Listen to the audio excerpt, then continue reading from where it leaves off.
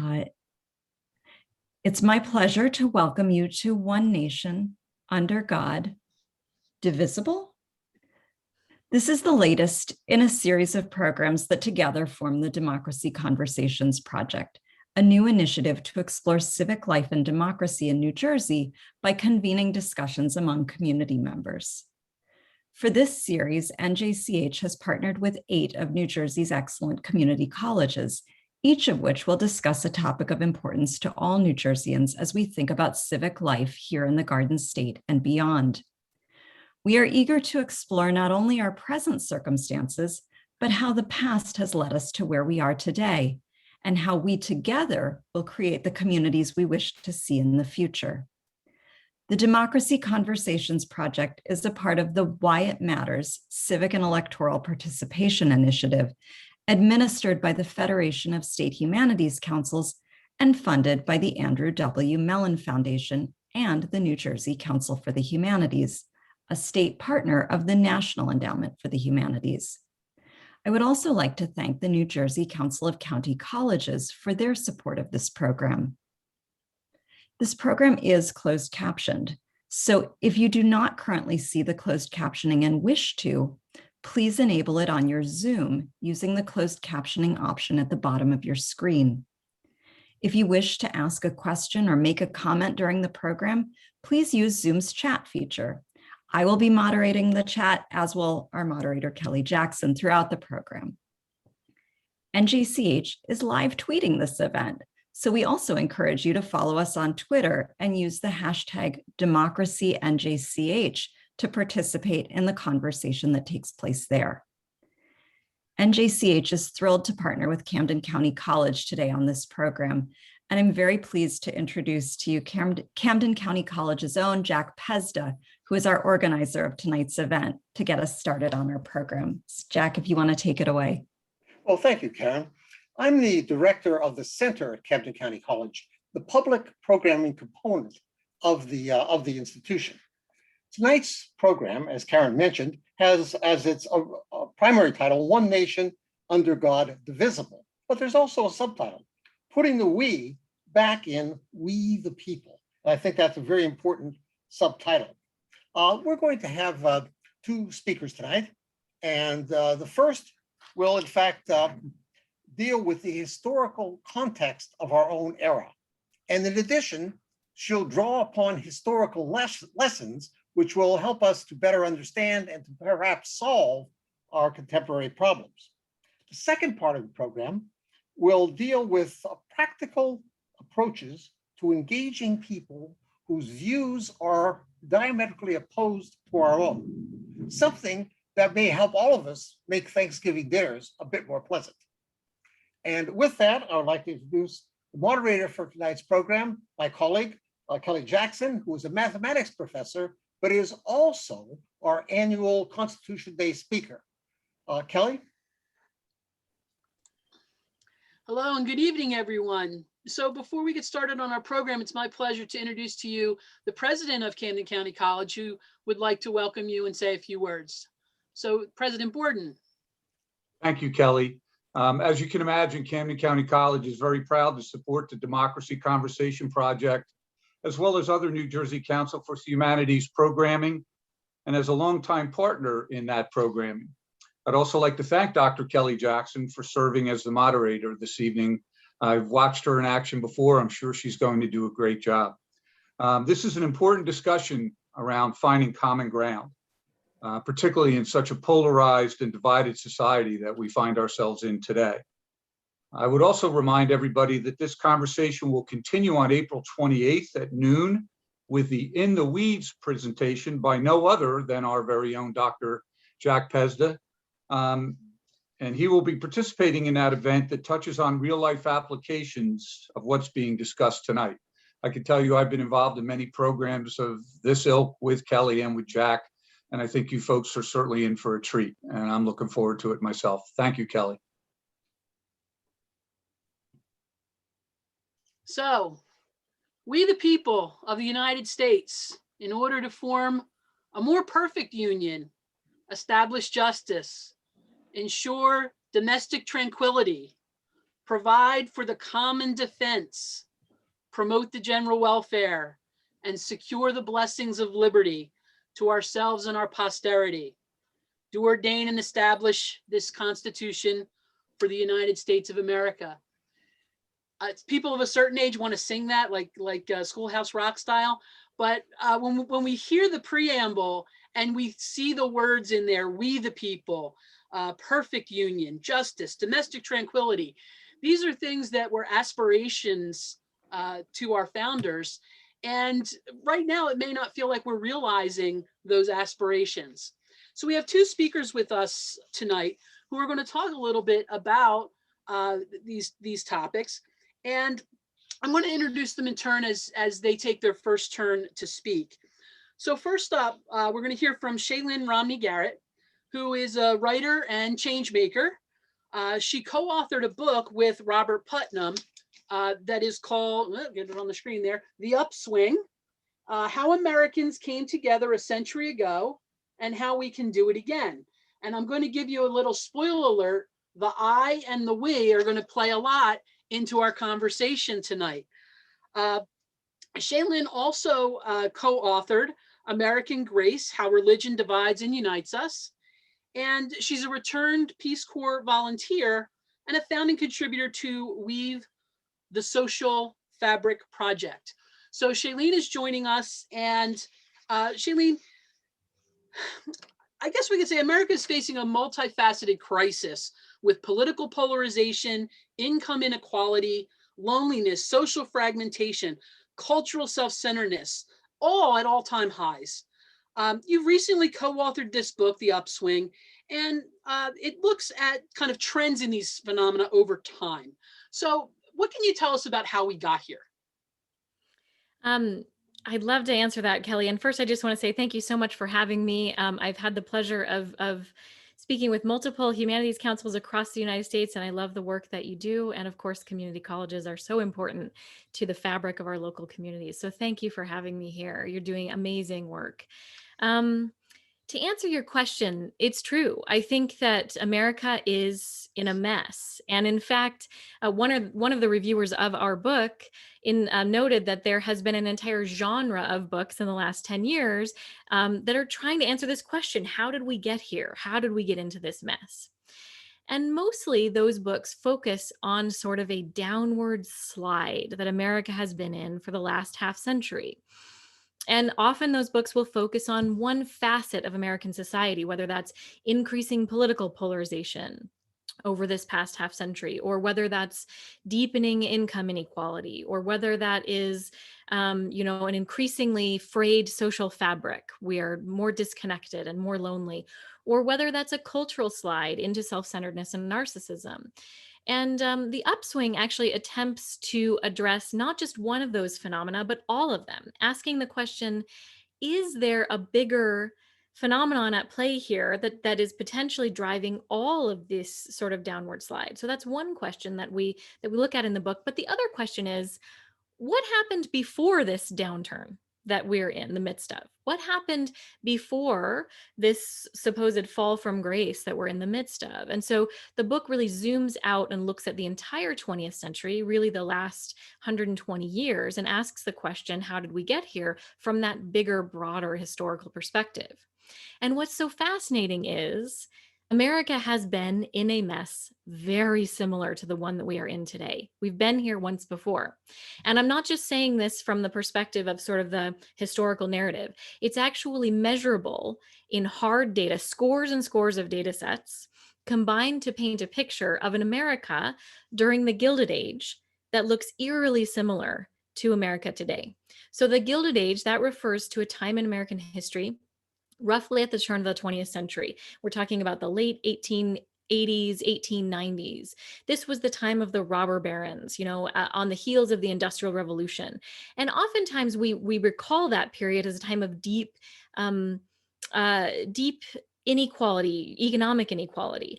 But it's also true that that was a time of deep political polarization. It was also a time of deep social fragmentation and loneliness, and a time of deep cultural narcissism, all of which can be measured. And at the time, much like today, there were many public commentators decrying the end of democracy, that America had gone off the rails, that tyranny had arrived and America had become a plutocracy. And yet, none of those doomsday prophecies were fulfilled. On the contrary, on the heels of that Gilded Age, America entered an upswing, a multifaceted, multi-decade upswing that brought America closer to the realization of its ideals and aspirations than we had perhaps ever achieved in our history. And so the question of the upswing is, how did that happen? How did we get from a place so similar to the one that we're in today into an upswing? But obviously, on the heels of the upswing came the downturn. And so the book, you showed the cover of the book there, which has this inverted U curve. And that's really a summary of all of the data that we present that shows what we call the I century. America began the 20th century in a very I-focused moment, in a very self-centered moment, a moment that was all about what was in it for me. And then slowly over the first 2/3 of the century, we climbed our way out of that and moved into a more we moment. And that lasted until roughly the 1960s. And what's fascinating is that all of these disparate data points, we're talking about scores of different data sets that we looked at, they all turn back downward, back toward I, within roughly a 5-year period. So something dramatic happened in mid-century America that reversed these upward trends and turned them into the downward slide that we're seeing today. So what the important lesson of the upswing really is, I think, is in a sense a hopeful message that we've actually been in this sort of massive crisis before. We pulled ourselves out of it. And it may be that looking to this historical time period could give us some lessons for how we could kickstart another upswing today.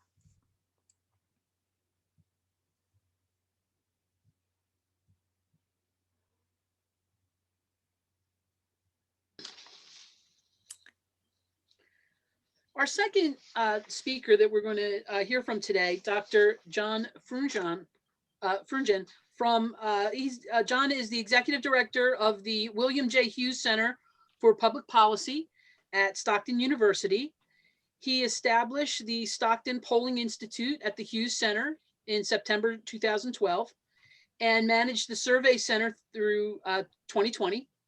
Prior to joining Stockton, Froonjian worked for 32 years as a journalist at the Press of Atlantic City, including as a New Jersey State House reporter. So, John, I know that the Hughes Center for Public Policy talked with people about polarization and incivility in politics. And what were some of the things that you found in that conversation? Thank you, Kelly. And let me just thank everyone at the Center and Camden County College and the Humanities Council for inviting me here today. And Shaylyn, I'm so glad to hear that there's optimism and hope, because we don't see a lot of sweetness and light right now in our relationships with each other. And so the Hughes Center for Public Policy is our namesake is the late Ambassador and Congressman from South Jersey, William J. Hughes. And Bill Hughes was a model of civility in government and bipartisanship.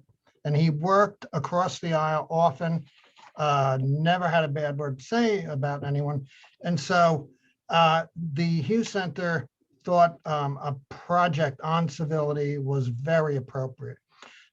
Jack mentioned earlier the Thanksgiving table. Now, I was a reporter for a long time, and we used to do stories around Thanksgiving, like how to stuff a turkey, how to not overeat on Thanksgiving. And now my paper does stories, how not to have a fist fight at the dinner table over politics.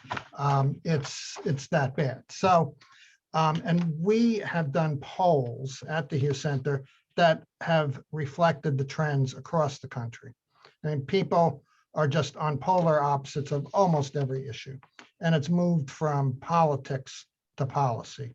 So we decided to do a project on civility, and we became a community partner with a national group, the National Institute for Civil Discourse. And this organization, which is co-chaired by our one of our former New Jersey governors, Christine Todd Whitman, is dedicated to elevating the tone of our political conversation. And it's bipartisan. It's got a very diverse board. And we took elements of some of their programs to do a series of small group conversations about how people feel about our civil tone, or how people feel about our politics. And I asked questions, how do you feel about the way we talk about politics? What impact does the lack of civility have on our democracy? And does your personal behavior make things better or worse? And we used a lot of the programs from the National Institute, which had a really interesting tenet that at first I wasn't sure I completely bought. And that was that improving civility is important because uncivil speech leads to uncivil actions and can lead to violence. And boy, it really came home for me, as well as everyone else, on January 6th, when months of words, months of accusations, allegations, mistruths culminated in the attack on the Capitol. So we thought this was important. So we formed groups. They were people from the public, they were students, they were faculty and staff at Stockton University. I went to women's groups. It was diverse. It was different ages, and certainly bipartisan, different political persuasions. And there were two main thrusts that I found in this project. One, a lot of people are really fed up with the name calling, the abusiveness. They just are disgusted by the tone of our political speech. And this was done in 2020 during the election year. And so, Donald Trump, of course, played a large role in a lot of the discussions, pro and con. And people just felt that the terrible tone of our discourse was turning them off from politics. One faculty member said, students don't even talk about politics. They don't offer opinions in class for fear of being ridiculed and called names. And so, it's really a stifling effect. And a number of people said the same thing. Oh, it's off limits. I just don't talk about politics with my friends or really anybody. So we're in a situation where we can't even talk about how our country is run. We can't even talk about the major policies and issues of the day, because the lack of civility is such you lose a friend. So mainly people really wanted to see outreach. They wanted to see people from both sides of the aisle start working together. But there was another strain of thought that was that we are not ready to give up our incivility. I mean, there are a number of people who just said the other side started it. And the other side is so bad that they do not deserve my respect. And they saw calls for civility as a tool of oppression. That why should we be civil when they're calling us names? Why should we be civil when they're locking up children in cages? Why should we be civil when they're destroying the fabric of Christianity in America? And so there was, it wasn't the majority, but there was certainly a tone that, we didn't start it, and why should we be the ones to give in to that? So it was, a really interesting series, and we still continue to do these, and it's always interesting to hear people. I think I'll wrap up here that a lot of people enjoyed the opportunity to actually talk about their feelings about politics, knowing that I wasn't going to yell at them and call them names. I think it's true, John, that you've said before that there's not a Democratic way to fill a pothole and a Republican way to fill a pothole, but that the level of polarization that we have now, even that could come into question. I mean, this uncivil war that's going on. And when you really think about it, we've had, I talked about the Constitution. We've had 27 times where we got 2/3 of the House and 2/3 of the Senate and 3/4 of the states, at least, to agree on something and to amend that Constitution. And the idea that we would be able to ever do that again seems almost unfathomable. But historically, we've actually been able to come to agreement. So Shaylyn, you mentioned before that the situation that we're in today and that John identified so clearly there is something that's not too dissimilar from that Gilded Age. And we were able to pull out from that. So how exactly did we do it? How did we get to an upswing at that point in time? Yeah, that's a great question. And again, just to emphasize, for historical perspective here, we are today, from a statistical standpoint, from a broad national statistical standpoint, more polarized than at any time in American history, with the exception of the Civil War. So your use of the term uncivil war, is a little bit is appropriate, right? Because I think that people need to realize that we're on the cusp of potentially something that we can't undo. And so when John talks about people not finding motivation to actually change the civil discourse, having that historical perspective, I think, really can kind of frighten us into a different mode. But at the same time, I don't think that frightening narratives and narratives about things unraveling are particularly motivating, right? We know that even from psychological literature that aspirational narratives are much more sustained motivation, much more than fear narratives, right? So the question is, what can we look to for hope to think that we could get out of this again? And it really is true that when you turn the clock back to that Gilded Age, that politics were equally tribal. There was deep corruption, and essentially the two political parties were run by political machines that thought the other side was evil. It was an entirely zero-sum political game, which is very similar to what we have today. And yet, we, from that moment at the beginning of the 20th century, we then ended up in the mid-century with Dwight Eisenhower, the least partisan president in the history of America, with the exception of George Washington, who couldn't be considered partisan because there were no parties when he was president, right?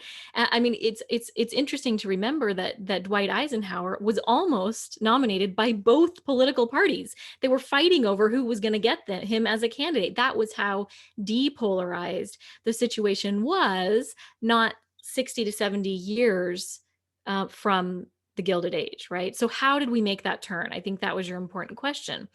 There are many lessons that we can pull from the progressive era. And it's important to understand, again, with the upswing, what we're trying to understand is not just about political polarization. We're trying to look at polarization as a piece of a bigger phenomenon, because essentially when you look again at politics, economics, society, and culture, all of these seemingly disparate parts of our society were tracking the exact same trend. So there was something going on here that was, in a sense, sort of coordinated, right? And so the question is, what's the story? When we look from a statistical standpoint, we have a lot of data. And when you have a lot of data, you have a lot of trends. And when you have a lot of trends, then you can say, well, okay, if everything sort of started turning upward in the right direction roughly at the same time in, the 1910s-ish, if you could identify which of those things were fixed first, you might be able to know what was the silver bullet that kind of drove everything upward, right? And a lot of times when we think about different facets of our society, particularly those in the social sciences, we tend to have this bias that economics drives everything. That if we could just fix our economic inequality, that would make us feel like we were all in this together, and suddenly we would sort of be able to move in the right direction. Well, it turns out actually from the data from the last upswing, quite clear that economics was a lagging indicator, that we fixed our economic inequality last. So if inequality, I'm not at all saying that economic inequality is not something that we need to address. We absolutely do, but it isn't the silver bullet that I think we sometimes think it is, right? So if that was the lagging indicator, what was the leading indicator? What was the trend that started moving in the right direction first? Interestingly, it looks like it was culture. The progressive era, more than anything else, was characterized by a deep moral and cultural shift. And that happened a couple of decades almost earlier than any of the other trends. And what's so fascinating here, I think, and this is very much related to what John was saying, people's lived experiences today, um, the culture of the time during this previous era was characterized by something called social Darwinism.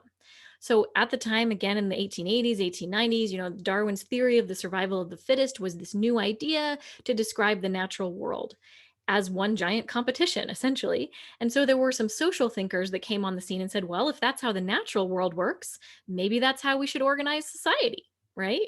And so they began to promote the idea that society was one giant competition, one giant zero-sum game, and only the strong would survive and the devil take the hindmost, right? And it's important to note that Charles Darwin himself did not subscribe to this shifting of his theory into the social sphere, but it became really a cultural phenomenon that produced things like the robber barons, and all of the sort of things that we think of when we think of this era in American history. And into that landscape came a dedicated group of reformers who didn't just ask America to rethink the income inequality, didn't just ask America to rethink the political polarization. They asked America to rethink its primary conceptions, its foundational ideas about what society was about. And these reformers came out of a movement largely called the social gospel movement. It initiated actually in evangelical Protestantism. And it was a group of theologians who began to actually say, in terms of its Christian values, America's really not living up to what the Gospels actually say. We've got this conception of Christianity as a religion for the people on the hill and the unwashed masses are below, right? And these theologians began to say, this is not the message that Christ preached. He preached a message of inclusion. He preached a message of taking care of the most vulnerable. And they began to put these ideas out into the water system. So it began as a theological movement, but it really took hold actually more broadly culturally, even among people who themselves were not religious. So this social gospel began to change the idea that society was a competition and into an idea that society is actually collaboration. It's about what we can achieve together.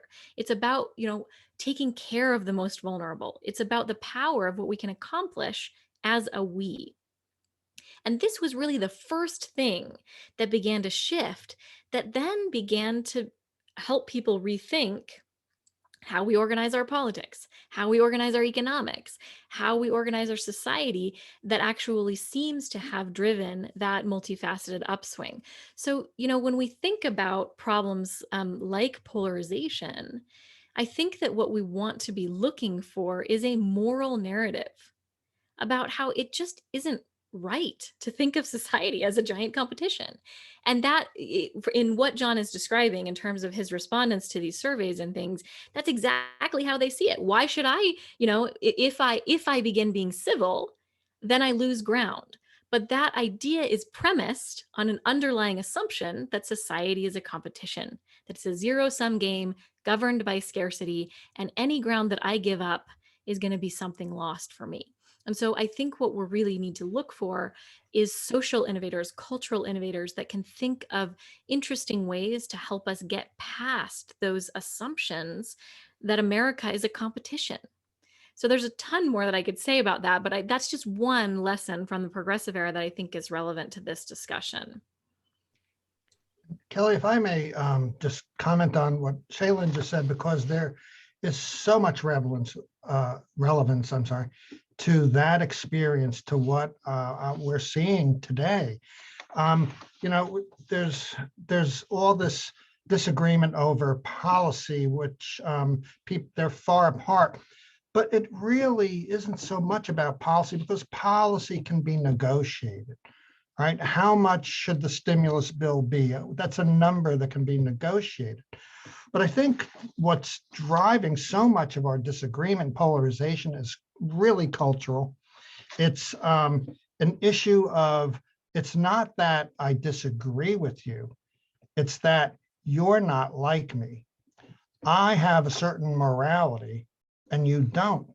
And so much of what we disagree about has become intertwined with what we see as our identity, our value system, and our morality. And so, like I said, you can debate policy, but you're not likely to debate morality, right? You can disagree with somebody, but you're not even going to talk with the devil. And we're actually at the point where literally some of us think our opponents are satanic. The QAnon theory says so, but you see it elsewhere. So if God is on your side, why would you compromise? You're in the right.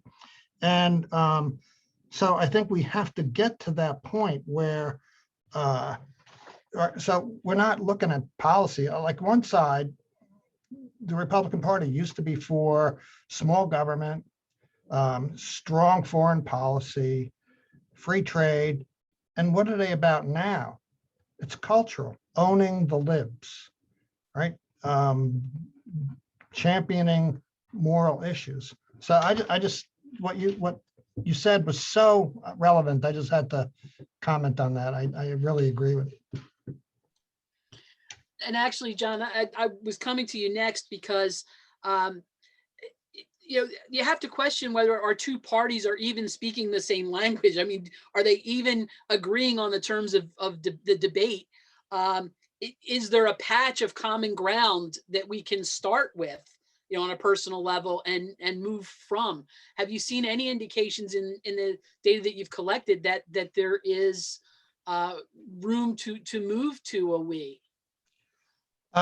Well, sadly, not really. I think one of the issues that has to be dealt with is are we going to be a post-factual society?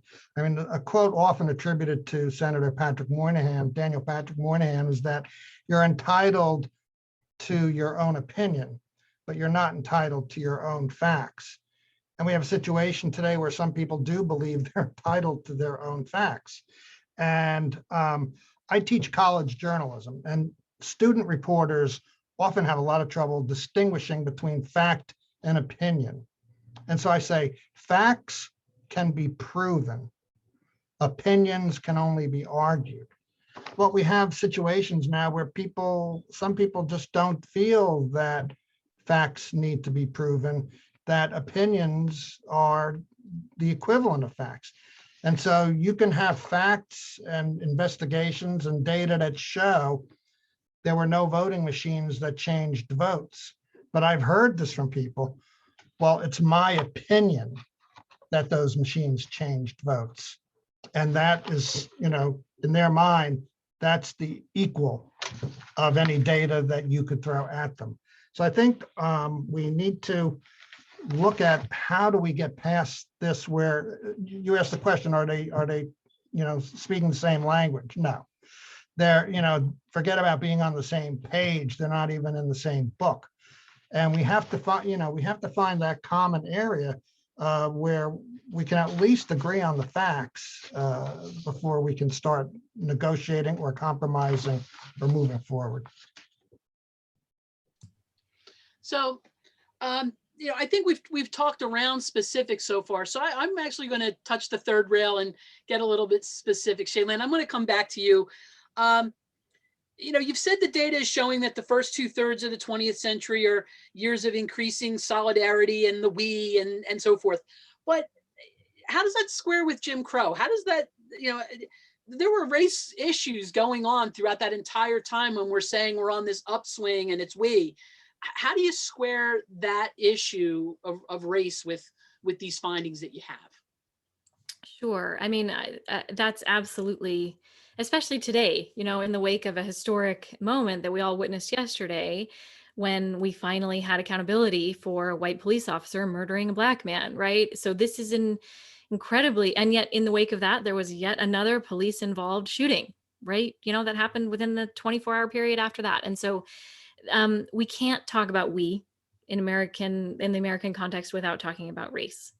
So that's a really important piece of this. And of course, as John well knows, that's a huge part of the polarization that we're experiencing today. So let's again zoom out. Okay, let's look at this from the whole 20th century perspective.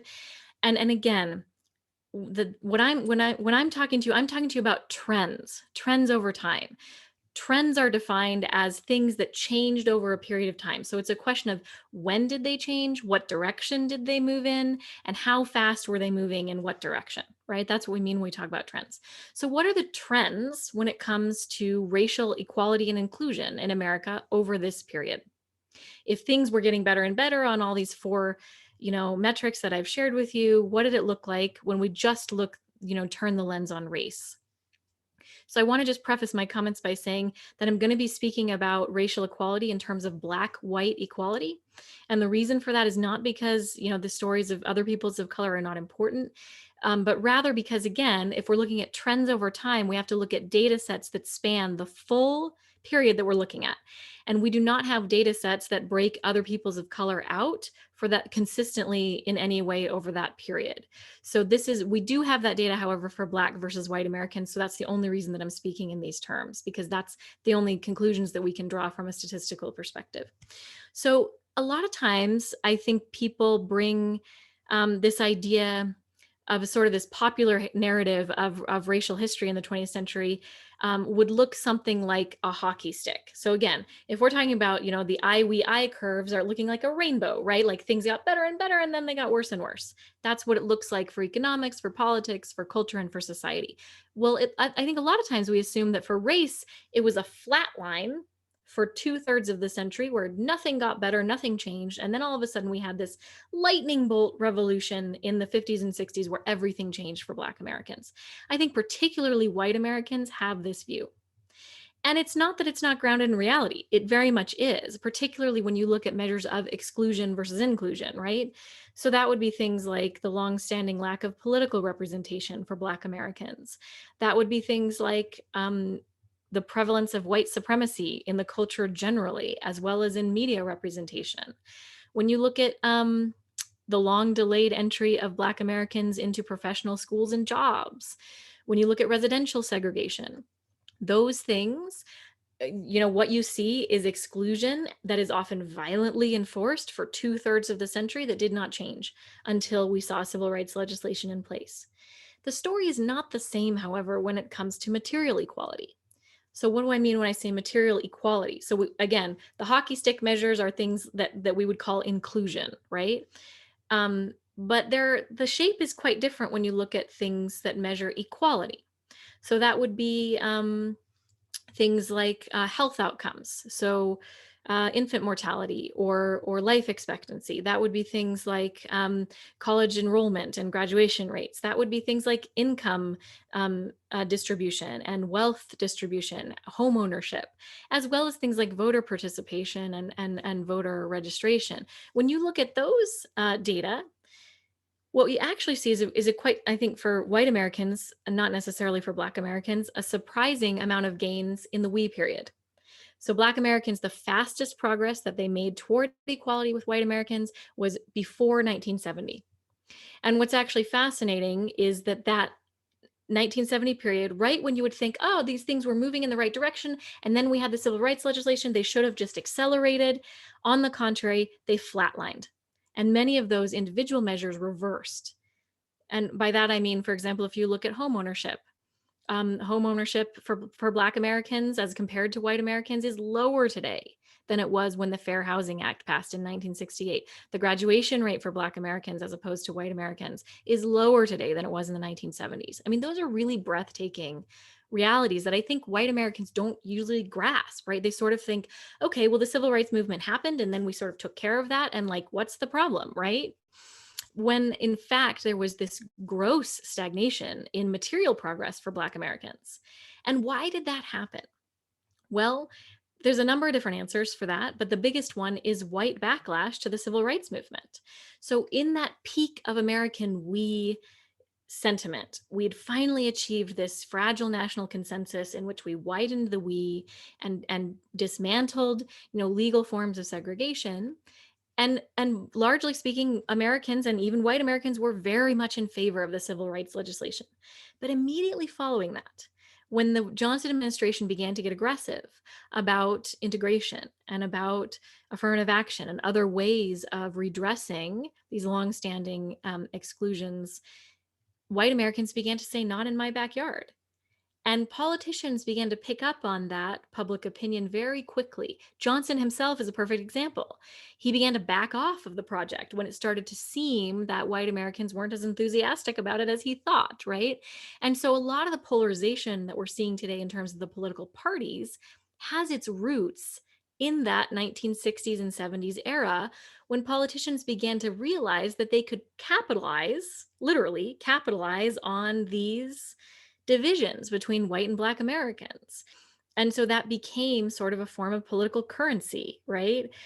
To consolidate the parties around were racial grievances. And again, that began to be, described with coded language. It wasn't always described in racial terms, but that's a huge part of what's going on underneath the political polarization. And I just, just to point the viewers in the direction of someone whose work you really should look at if you're interested in learning more about this, is Heather McGhee, who wrote a fantastic book called The Sum of Us, in which what she really documents is the extent to which Americans today, a lot of white Americans today, are voting against their own interests, or even behaving against their own interests in unions or other things, or even on a very granular level in their own communities, simply because they view everything as a zero-sum game between the Blacks and the whites.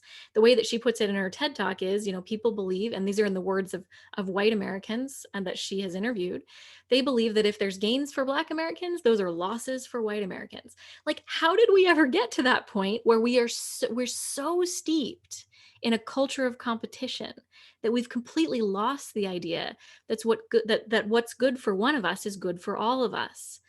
And, I think it was really telling. This is the last thing I'll say before I pass the baton back to John here, is when I listened to the Floyd family, when I listened to the prosecutors, when I listened to even, President Biden and Vice President Harris respond to the verdict that came out yesterday, convicting this white police officer, right? The narrative was, this is not just a victory for Black Americans. This is a victory for all of us. And I was so refreshed to hear that narrative, because that is the kind of narrative that we need. That victories for one group, one identity defined groups, are actually victories for all of us, because that is what the original idea of the American dream was about. Again, and this is something we document in the book, that the term the American dream has actually changed its definition over time. When it was first coined, I think in the 1930s, it was a term that described the dream of everyone being able to access equal opportunity. That was the dream. And that has morphed over time as our culture has changed into a more individualistic culture, into something that's materialistic, that's acquisitive, getting more. For the American dream is about getting more for myself, the bigger car, the bigger house, more for my kids, right? And as we have shifted those fundamental underlying values, there has been a huge cost for all of us. So again, I think the point here is getting back to that idea that we really are all in this together. And the only way that we go up is if we go up together.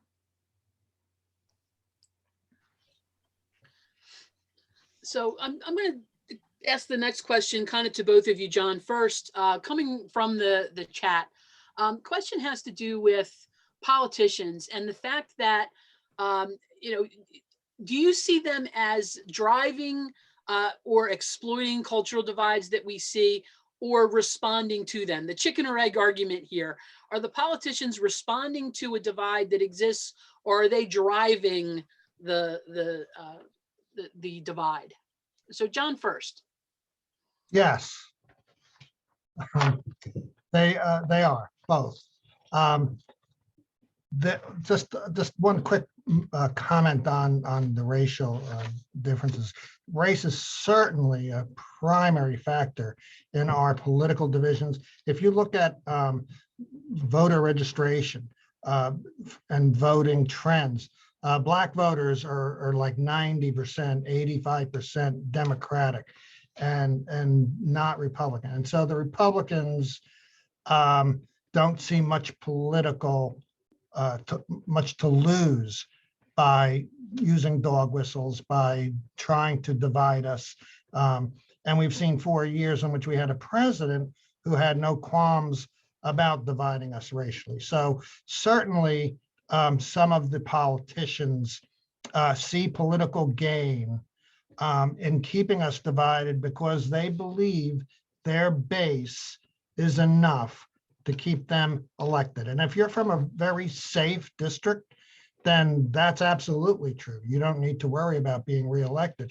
On a national presidential level, it's a little dicier, but you know, it's possible. So for many politicians, there is a benefit to keeping us divided.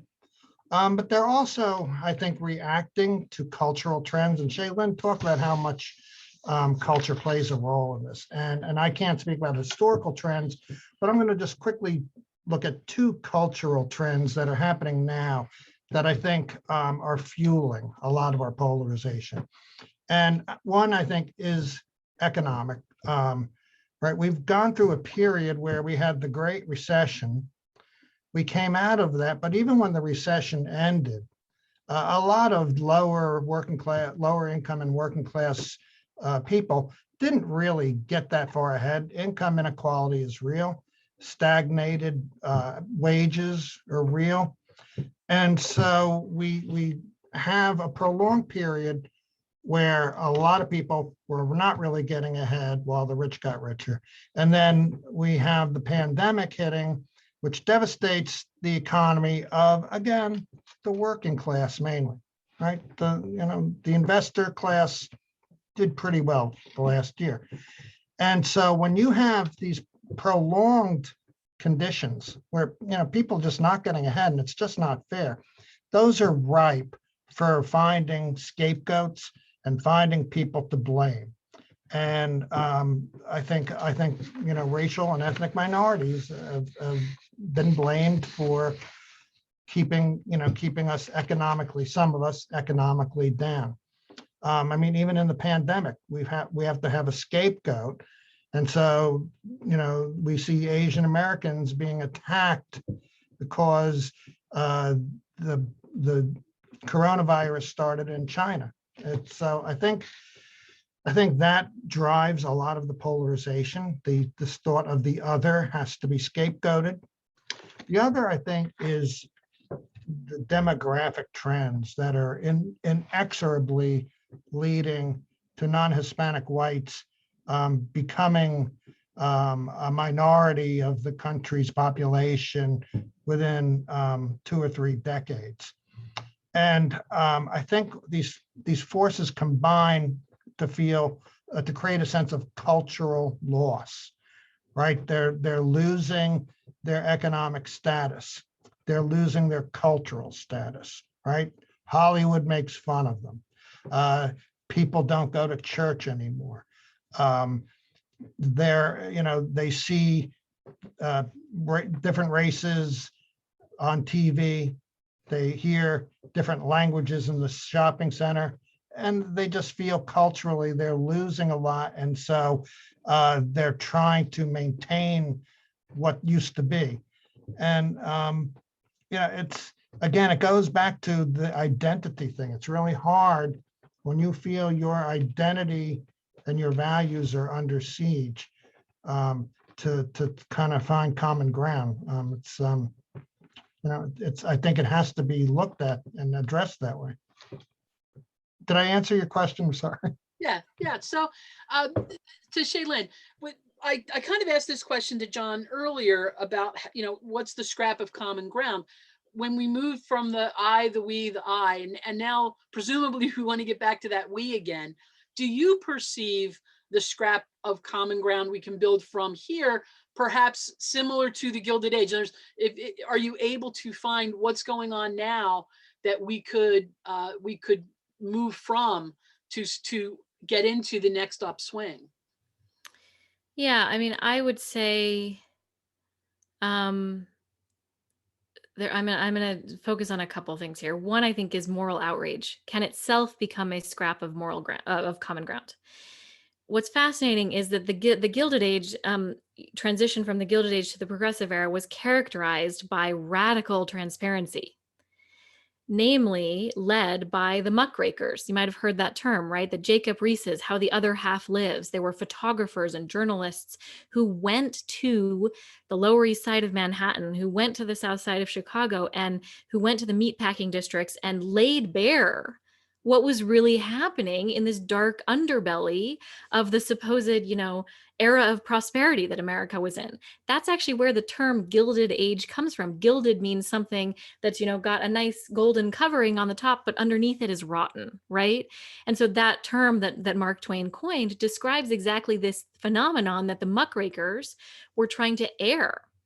And when you look at the stories of the progressives, many of them were elites who had a very consistent thread in the stories of these progressives were that they had moral moments when they saw for the first time what was really happening in their society, and they just couldn't abide it anymore.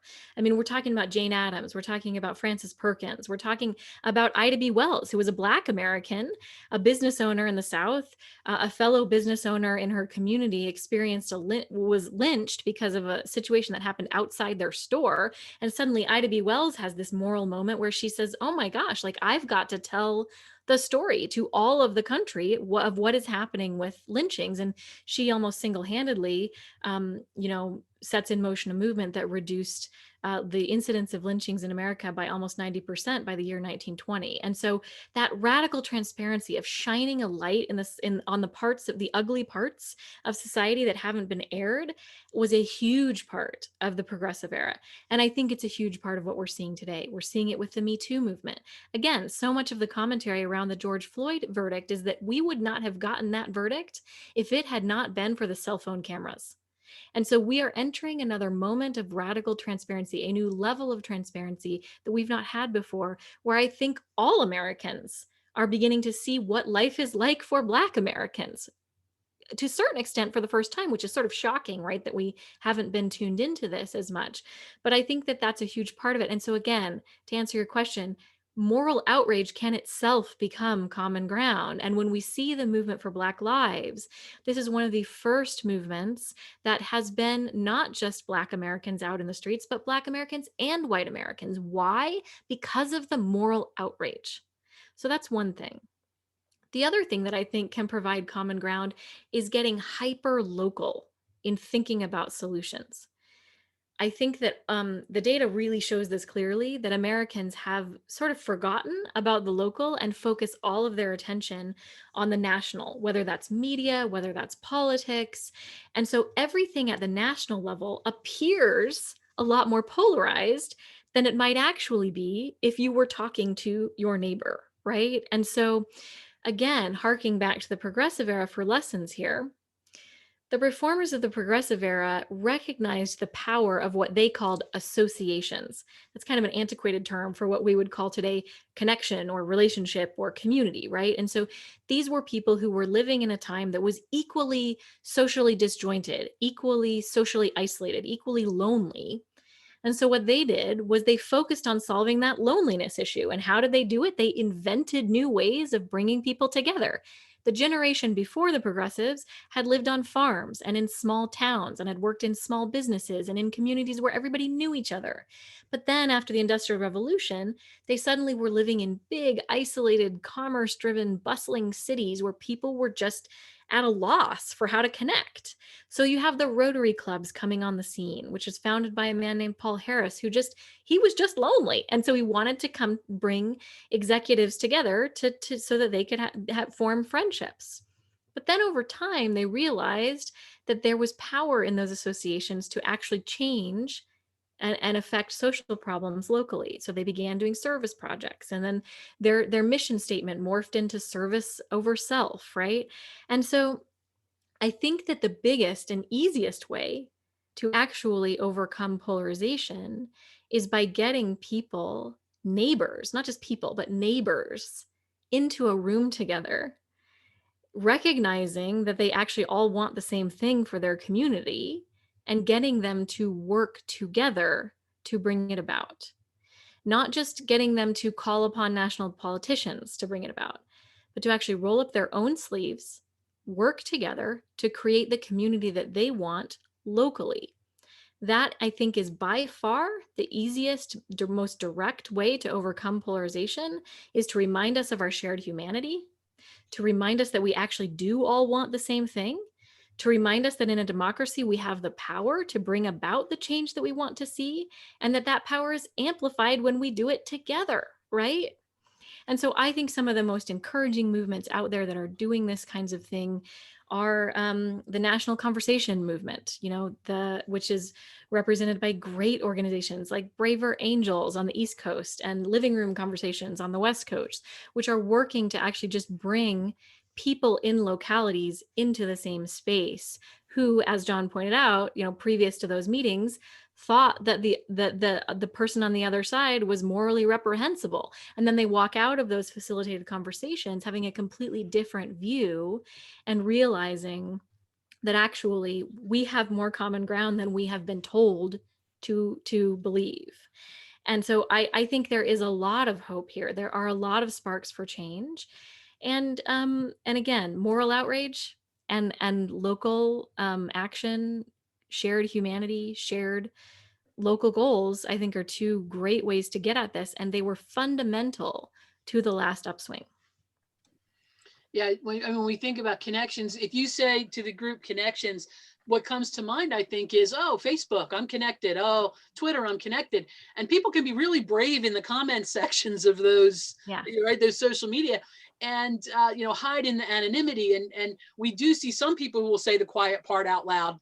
But people can be very brave in those social networking forums, and it's not really social, and it's not really the connection that we think it is.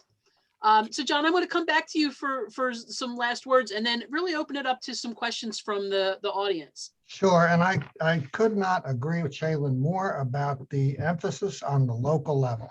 So now, before I said, right, there's no democratic way or a Republican way to fix a pothole. Well, now, of course, there's a big infrastructure bill coming up in Washington, and I may be proven wrong on that. But when I said that, what I meant was that at the local level, they're not really concerned with these big partisan and cultural issues. They're concerned with, how do we pick up the trash? How do we fix the roads? How do we, provide good education in our schools? And many of the towns in New Jersey are not partisan. Even the people who run for office, they're nonpartisan. You don't even know what party they are. And that focus on the communal effort, I think, is like Shaylyn said, can be a real powerful force and a model for going forward. And part of the program I did with the National Institute for Civil Discourse is that local power is really important. That, you can't change the entire country, but you can start changing your neighborhood and your community and your own behavior.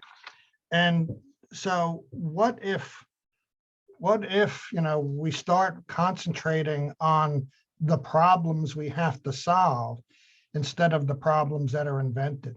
If instead of looking at who we're going to fight, what we're going to fix.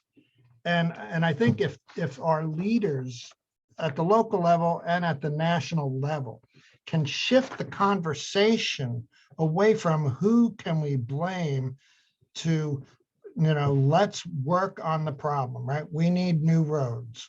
We need whatever, all the issues that are always polarized. Well, if you can use that local model of just working together, because you have to do it. You have to pave that road. You have to educate the kids. maybe it takes our attention away from all this nastiness, crazy stuff, the online attacks. And maybe we'll, once we start that way, maybe it'll build.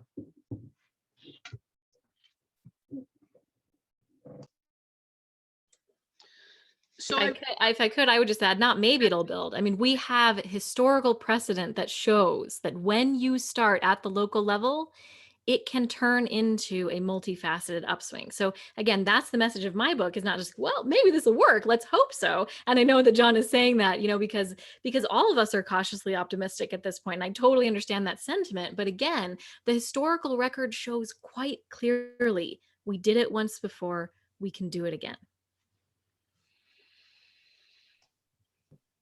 So I do want to open it up to the floor. I've exhausted the chat questions, but I would like to give you guys an opportunity in the audience to ask questions if you have them, or seek clarifications on anything you've heard so far.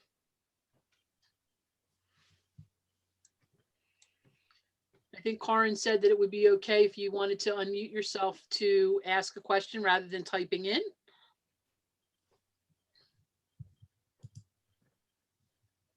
John, I have a question.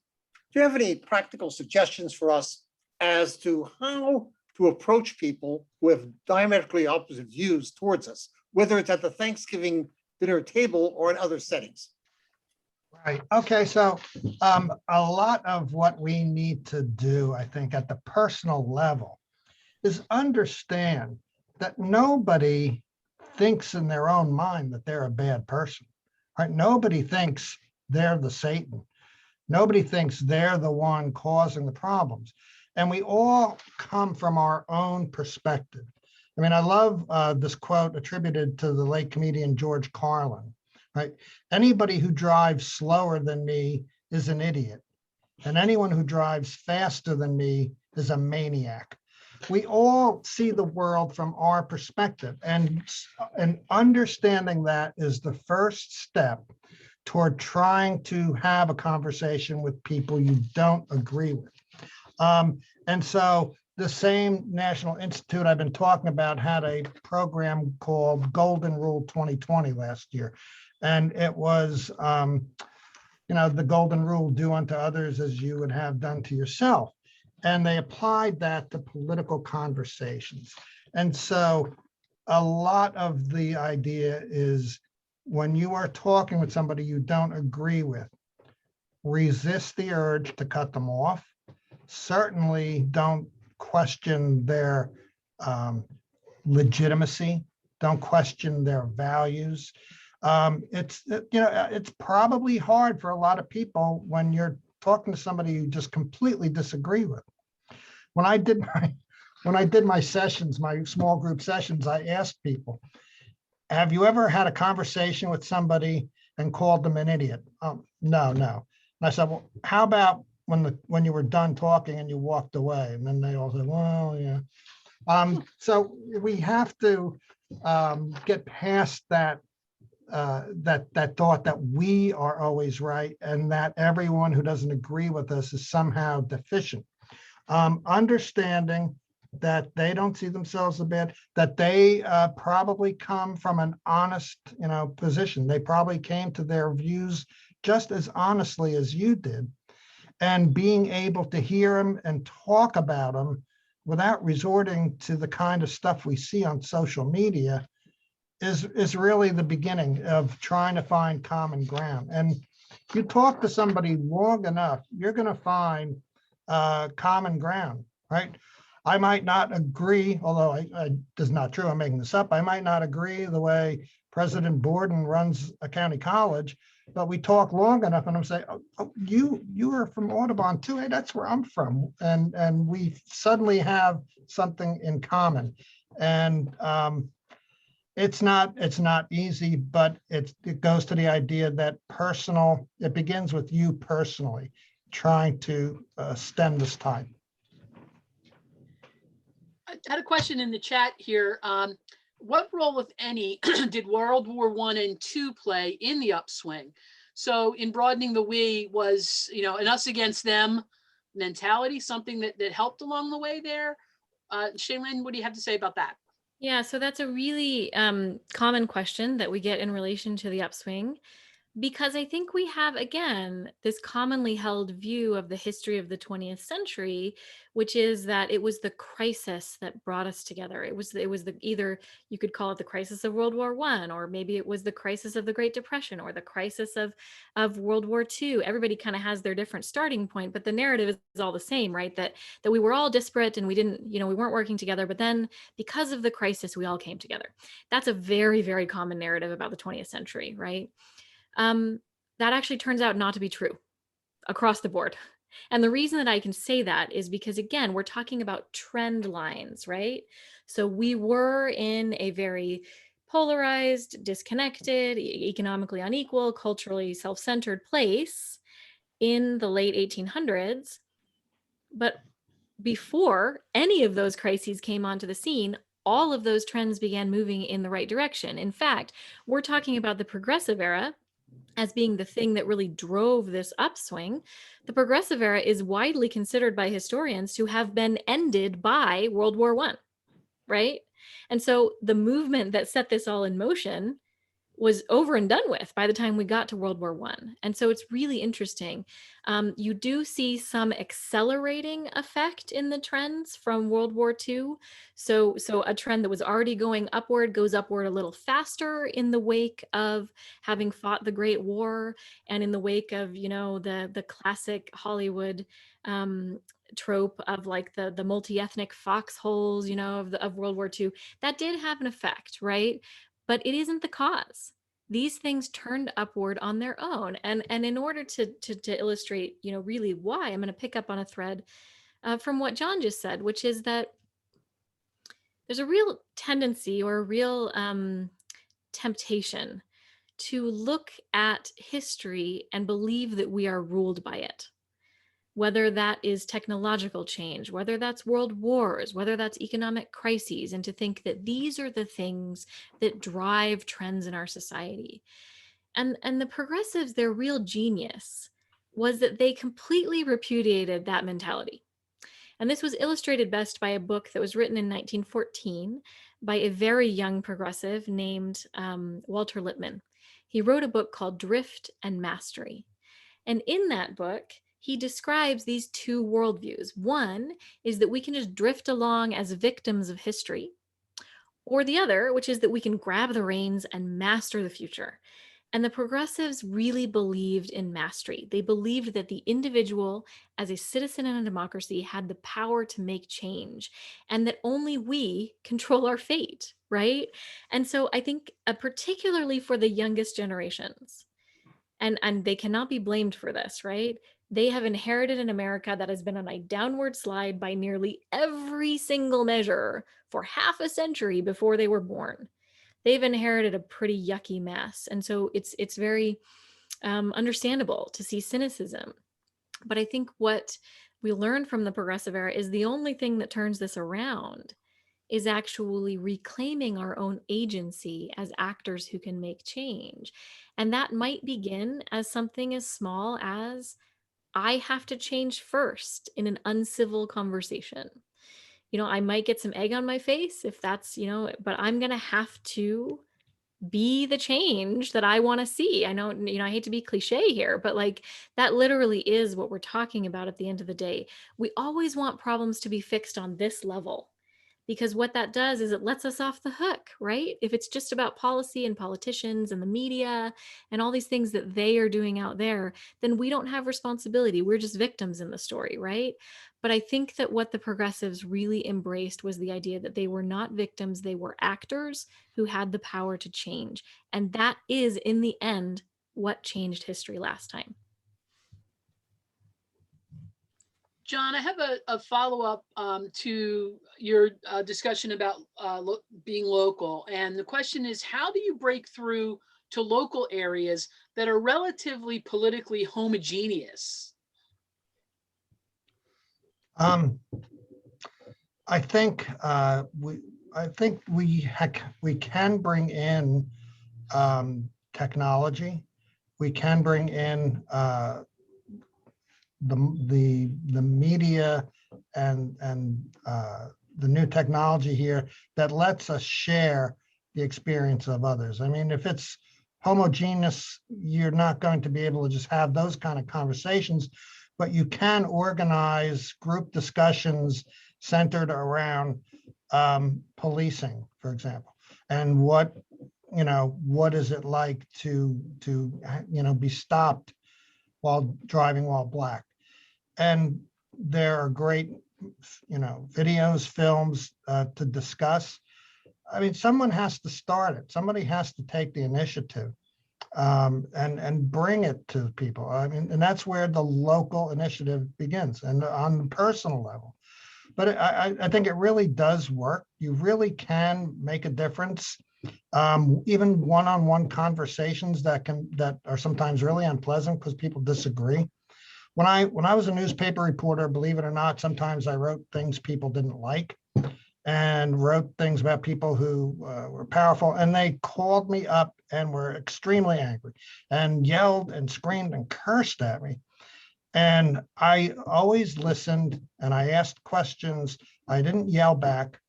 And over the course of that conversation, the other person changed. The other person started to adopt my neutral and calm tone, even though they started out screaming at the top of their lungs for maybe 10 minutes. So your individual action can make a difference. And at the local level, getting something started may expose people to something they've never even thought of. But again, it's a start and it's necessary. Could I just add something to that, Kelly? Again, harking back to the progressive era, I hate to sound like a broken record, but that's what the book is about. So that's my area of expertise. I would just say, again, remember that these progressives had to invent new ways of bringing people together. So what John is saying is exactly right. We need ways in which people can experience things that they're not experiencing, particularly people who are living in homogenous communities, right? And so one example that I love to highlight is something called the American Exchange Project. It's a brand new initiative, entirely, but young people driven. And what they're trying to do is they're trying to start an exchange program, but not an international exchange program, a domestic exchange program, where they would take people from Camden, New Jersey, and not just people, we're talking about high school students. So people who are young people who are very much in their formative years, take them on a 2-week trip to Bozeman, Montana, and then a group from Bozeman, Montana goes for a 2-week trip to Camden, New Jersey. And it just experiences life. And again, there's no heavy-handed program that says you need to understand these people, right? You're literally just being exposed to a part of the country that you've never been exposed to before. They've piloted this. They've done an online version during COVID. The outcomes are just astounding. And to quote one of my favorite progressives, Jane Addams, who founded Hull House in Chicago, the settlement house movement, she said, "We are under a moral obligation in choosing our experiences, because it is our experiences that ultimately determine our understanding of life." Again, we often think that we don't choose our experiences. Well, I just live in a homogenous town. I'm not exposed to any Democrats, right? That's just what my life is. But we're under, again, there's that moral imperative to choose experiences that put us into community with people who are unlike ourselves. And when we can embrace that choice, we can have life-changing experiences. That's the experience that Jane Addams had when she literally transplanted herself and moved into an immigrant neighborhood in Chicago.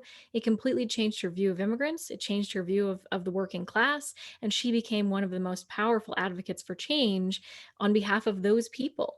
And so I just think that that's something that we can do, that we should do with our own children, and supporting projects that are coming up with innovative ways to make that happen is absolutely critical to what we need to do today. This is back to you again, Shaylyn.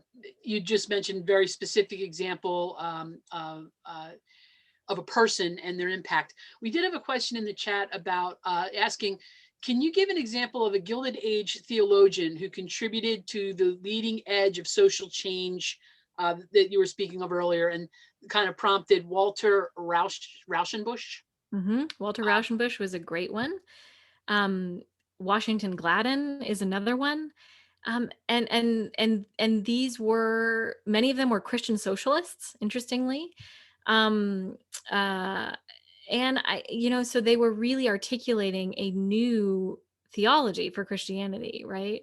And one thing that I just want to say over time, again, we tend to think of things as static or things as being beyond our control. And one of those things that we often think of as static is theology, right? Well, there's one Christian theology, it doesn't really change, except when you look at, again, at this period, Christianity has been articulated and interpreted very differently during the I period, and then the we period, and then the I period, right? So you have, for example, you had a shift into the social gospel that was really prevalent during the upswing. But then we also see recently a shift into the prosperity gospel, which is what? It's all about my personal salvation and about God rewarding me for my righteousness. It's a very hyper individualistic interpretation of Christianity. And so I think there's a huge role for theological leaders today to actually get into thinking about what they're preaching from the pulpit, because America is still a very religious nation. Even though we are secularizing, that is still a very important part of what we're doing. And as we've seen with January 6th and other things related to the Trump movement, religion is a uniquely powerful force in America. And it can be a great force for good in the way that it was in the social gospel movement. It can be a great force for evil if it begins to preach to us that we are the saved and everyone else is the devil, right? And so I think there's some accountability there for theologians to begin to think about what they're preaching and the downstream effects of that, right? So that's just a little bit of a I guess a little bit of an answer to that question. I hope that's what they were hoping to hear. And Right. if I can just tack on a real quick comment, just want to note, there was a really interesting piece by Nate Cohn in the New York Times yesterday that traces a lot of our polarization to sectarianism, and he compares it to religious sectarianism, and just talks about, compares it to the hostilities in Iraq between the Sunnis and the Shia, that there's a growing number of people in our country who look at the polarization as a religious battle. And I'm going to just pop the link to that piece in the chat, because I just thought it was really interesting, and I recommend you take a look. That's so true. And to the point, one of the things that we've seen during the downslide, and one of the hallmarks of my co-author's work, Robert Putnam, is to show the decline of social capital and social connectedness over the last half century, 70 years. And a huge part of that has been a decline in religious participation, right? So Americans are losing their religious participation.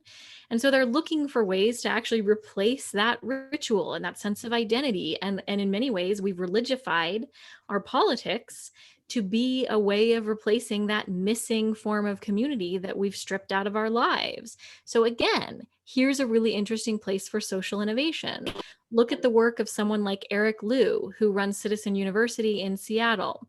He is someone who is taking the language of religiosity and actually incorporating into it civic participation. So he's started something called Civic Saturdays, where for people, for whom religion doesn't speak to them, they can come to a Civic Saturday and hear a civic sermon, right?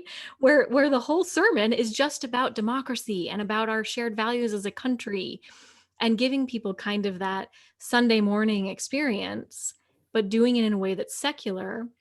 That is a really fascinating idea for trying to reharness that power of religion in a way that pushes us forward rather than, pushes us backward into this tribalism, right?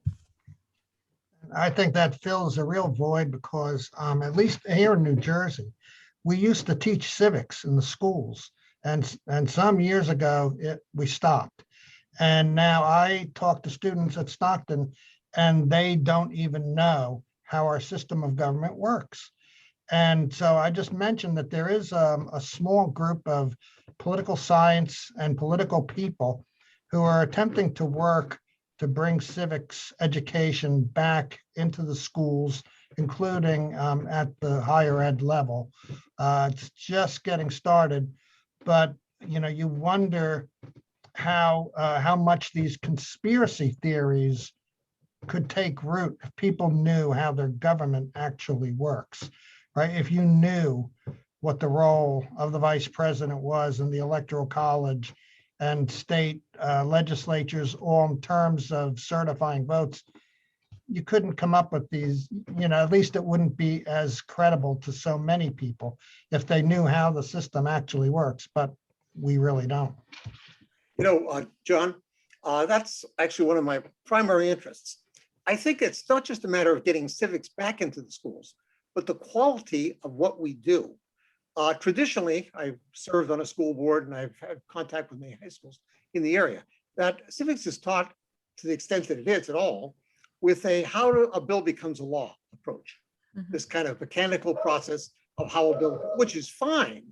However, if there isn't this discussion, these sharing of views, it's of limited value. So I tell people I'm all in favor of doing more work with civics at all levels, but that the quality of that work is important. Quite frankly, many students are often bored in civics classes because it is that approach, that how a bill becomes a law approach, which really doesn't tie into anything else, although you do need to know it. There are more creative ways than that. I taught a class last semester called News, Media, and Politics, and it was about how our politics and campaigns and elections work. In my note, I wrote, our textbook is going to be the 2020 election. So every topic that we discussed was real life, looking at what happened with Biden and Trump and Congress. And you have to do that in order to make it real. I certainly agree.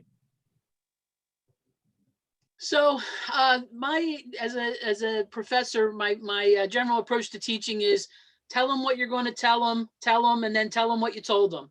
So I'm going to come back to each of you one more time, and I'm going to ask you in the most concise way possible. You can give us your walking away point that you'd like us to walk away with from your piece of the speech today. So I'm going to come to Shaylyn first. What would you like us to walk away with?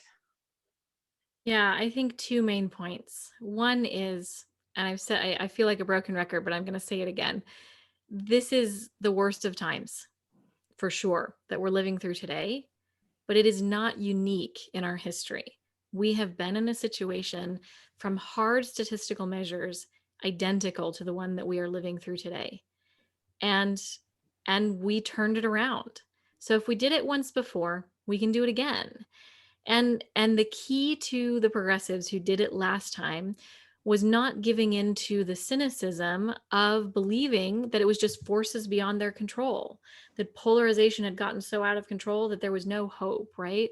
There was always a way forward, so long as there was one citizen who could see an innovative way to do it.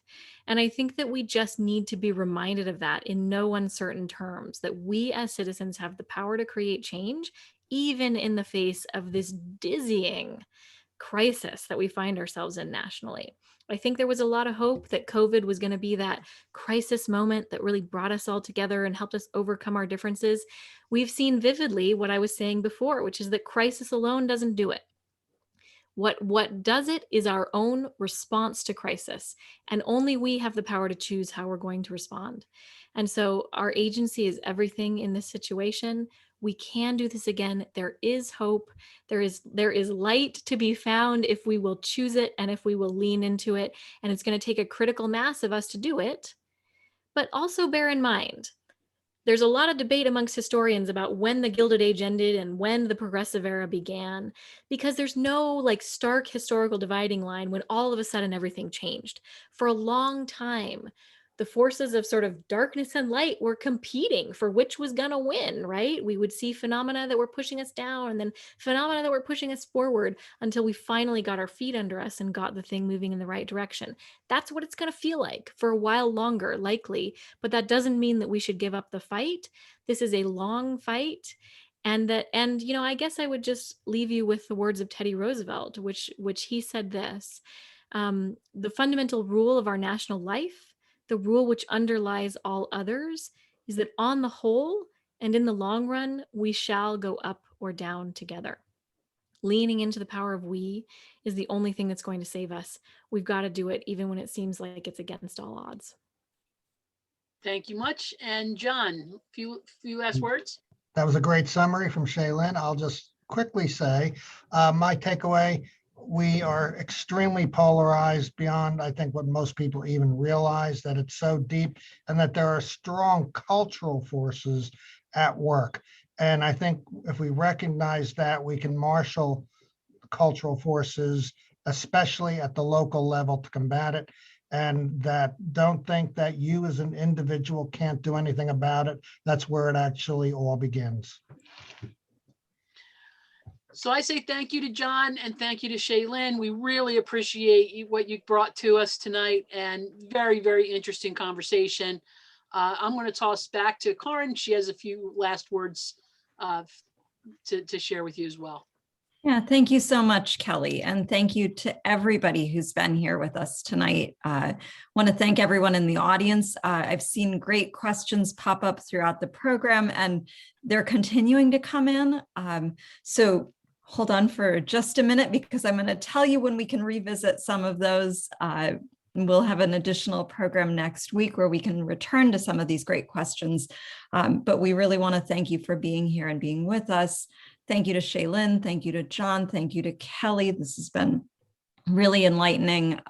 Thank you to Jack Pezda and his entire planning team at Camden for putting this together. I'm going to go ahead and stop the recording now. And